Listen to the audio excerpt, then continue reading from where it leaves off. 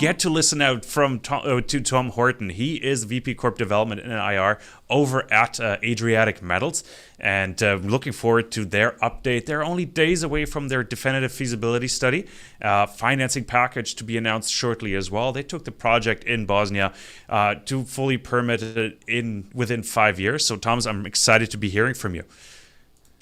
Yeah, thanks, Kai, and to all the team at Soar. Look, it's a real pleasure to present. Through you guys, we've had some really dedicated investors that have been around for some time. So, really appreciate that. I literally just arrived in Bosnia last night. The good news is I'm going to show you a view out the window of the project site. The bad news is I forgot my razor, so I'm still sporting. But let me just show you a little bit what the site looks like outside. So you can see that this is the concrete pad that we've cleared from the former processing plant site, and this is ready to start construction. So yeah, as you mentioned, there is the DFS to be out soon. And but let me just run through the presentation and then Q&A. So yeah, Adriatic Metals. I am the head of corporate development and investor relations. My name is Thomas Horton. I've been with the company since the beginning of the year. We're listed on the ASX, LSE, and we recently are now trading on the OTCQX. And for those in North America, as a sort of retail exchange, especially good for arbitrage, if that's of interest. Precautionary note and compliance statement taken as read. So yeah, I mean, Adriatic Metals was set up with a view to build a mining company that was focused around Europe and probably more specifically the Balkan region. We have our flagship project here in Bosnia called the VARES project, and we also have a pipeline project in Serbia called the Raska project. The anchor of the company and what we'll build out from is the VARES project, and that's where I am at the moment in Bosnia. We did a PFS on that in October of last year. Just absolutely outstanding economics. This is stuff you just don't see for mining projects, and a lot of that is just due to the very high grade polymetallic nature of the ore body. We call it the VARES Silver Project because it is predominantly silver, but there's also zinc, lead, copper, and a little bit of gold in there as well. But going forward, the aspirations of the company is to build a precious and base metals business. There is plenty of opportunities around Europe, but obviously our focus is the VARES project, getting that into production. Once that is in production from those cash flows, very much the focus is to reinvest that into other projects. Currently sitting in a strong cash position at the moment, $21 million or 21 million pounds as of June 30.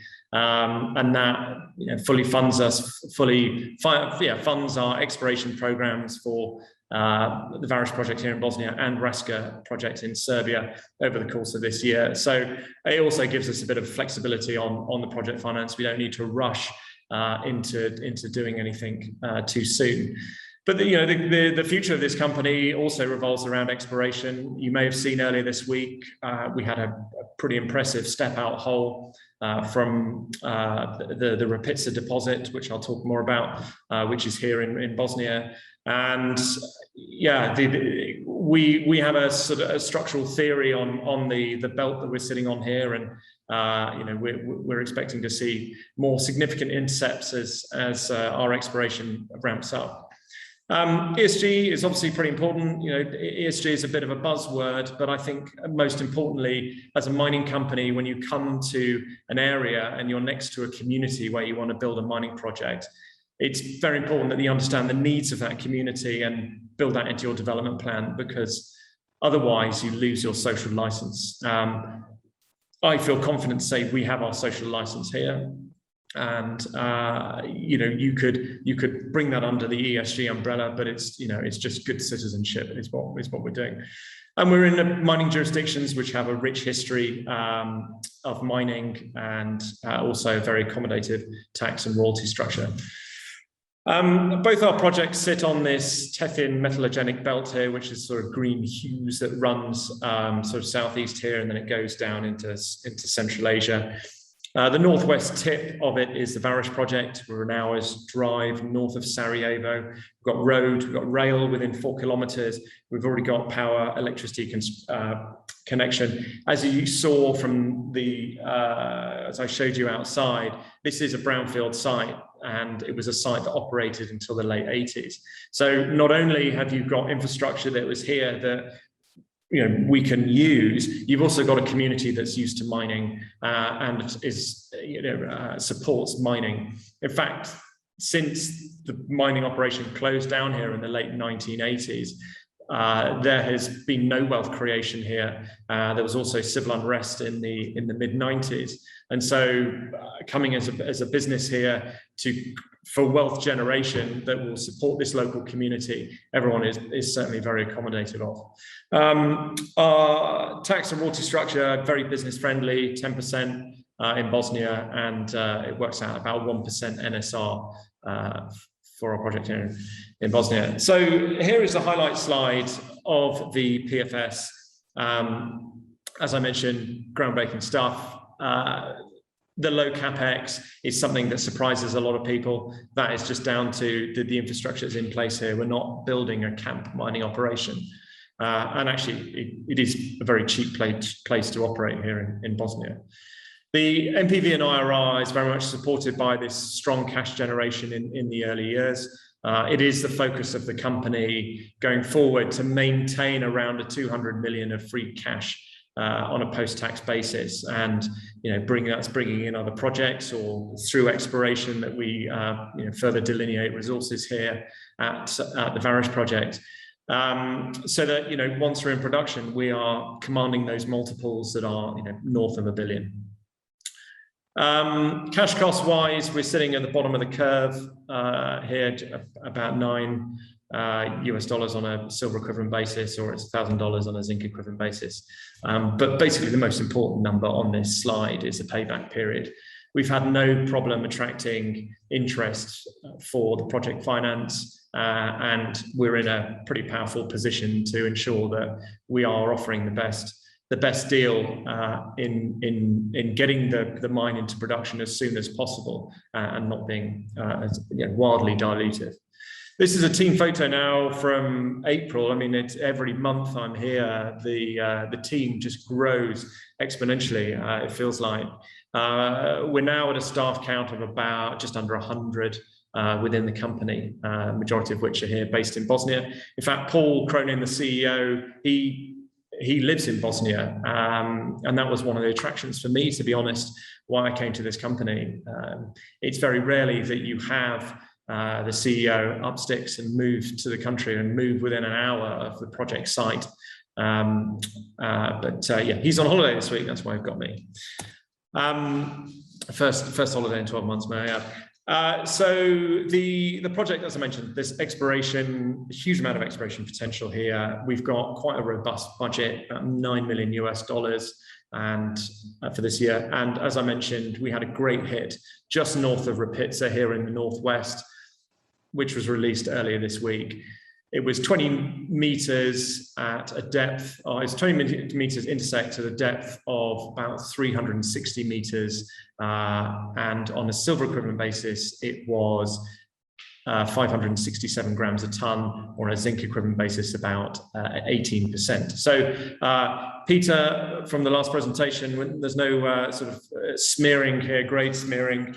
Included in that is 6.8 meters at around 600 grams a ton, or about 20% zinc equivalent. So it's pretty even throughout that intersect. It's still quite early days, whether this is a repeat of the Rapitsa ore body or it is connected. We've got more exploration work to do, but certainly watch this space because it's pretty exciting up there. But sort of structurally, essentially, we have this sort of alteration corridor, which is outlined in this black and white dotted line, which runs through the center of our concession area. And on the edge of that is these contact zone between these two sedimentary deposits, or sedimentary systems, sorry, is where we find mineralization. And a number of our targets are pretty much all on the edge of that contact zone. And so this was some radiometric results which came out in June of this year, and it sort of supported the structural theory that we had. So we're going to systematically explore down this down this belt. We've got the processing plant that's based in the middle. That's basically where I'm sitting right now. This is the admin building. That's where everyone's based. So as I was talking about Paul Cronin living here, his office is the wall behind me. So he's here every day. Everyone, doesn't matter the geology team, HR team, technical team, everyone is here. So they're very much sort of immersed in everything that's going on, which is great. And from a sort of more regional exploration perspective, we see a lot of smoke. There's no smoke without fire. The smoke is things like surface samples of grab samples of 23% copper. We found those down here in VARES East. We haven't even got to VARES East yet from an exploration perspective. So we've got a lot of work to do. There's a lot of budget thrown at it. So yeah, certainly watch this space. As I mentioned, moving to a new community, it's important that you understand the local community and the impact that you're going to make. During the construction years of this project, we're going to be about 17% of the foreign direct investment in Bosnia. We're going to be Bosnia's largest exporter in revenue terms over the first 5 years. And we will be around 1.5% of GDP. I mean, these are big numbers, but what does this mean in terms of actual impact? Well, over life of mine, we're expecting to make about 170 million in corporate and tax payments. And that's just direct, that's not indirect. Those will go to the government, but they'll also sort of trickle down to the community. But it is also important that we don't forget the community. And there's a really interesting initiative I'll mention in the next slide that I think we're the first to do. I haven't seen in any other mining company. But just to finish off this slide, we're very transparent in terms of government payments that we've made. We do that every quarter. Employees now, as I mentioned, we're 94. We're going to be about 350 at peak. We maintain a target of around 30% females in the workforce, and we've stuck to that. And so far, we have our social license. I'm confident that we will keep it, and we have the sport community, and we certainly have the support of government. But one thing we've done in addition is we've set up the Adriatic Foundation. This is a charitable trust that we've set up that we've listened to the community, and we've identified 3 areas where we can see improvement: education, environmental protection, and healthcare.